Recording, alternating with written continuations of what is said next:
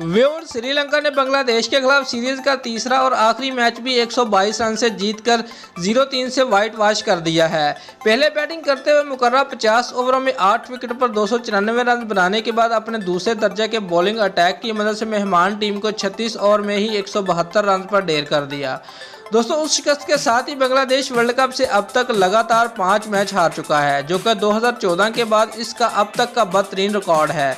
295 के हदफ के तवाक़ुम में बांग्लादेश 20 ओवर मुकम्मल और 100 का हिस्सा पार करने से पहले ही निसफ टीम से हाथ धो चुका था।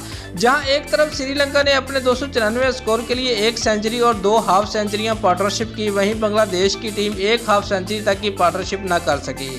दोस्तों, उसकी इनिंग के लड़खड़ाने का आगाज दूसरे ओवर से ही उस वक्त शुरू हो गया था जब इस सीजन में तसलसल से खराब कारकर्दगी का मुजाहरा करने वाले कप्तान तमीम इकबाल सिर्फ 2 रन बनाकर आउट हो गए और 83 रन तक पहुंचते पहुंचते इनामुल हक, मुशफिकुर रहीम, मोहम्मद मिथन और महमूदुल्लाह भी आउट हो गए।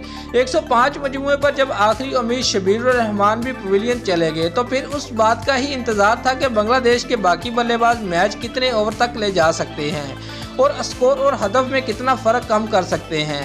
बांग्लादेश की तरफ से सोमिया सरकार 86 गेंदों पर 69 रन बनाकर नुमाया रहे। उन्होंने 5 चौके और 1 छक्का लगाया, जबकि ताजुल इस्लाम 28 गेंदों पर 5 चौकों और 1 छक्के की मदद से 39 रन की इनिंग खेलकर आउट हो गए। दोस्तों, श्रीलंका की तरफ से दासन शुनाका ने 3 विकेट ली, जबकि कसून रजीता और लिहिरा कमारा ने 2-2 और डसिल्वा और अकेला धिंजे ने 1-1 विकेट ली। एंजल मैथ्यूज को 90 गेंदों पर 8 चौकों और 1 छक्के से रास्ता 87 रन की इनिंग की बदौलत मैन ऑफ द अवार्ड मिला और सीरीज में सबसे ज़्यादा 187 रन बनाने के बाद मैन ऑफ द सीरीज करार दिया गया। दोस्तों, अगर आपको हमारी ये वीडियो पसंद आई है तो लाइक और कमेंट लाजमी करें और हमारे चैनल को सब्सक्राइब करना मत भूलिए। शुक्रिया।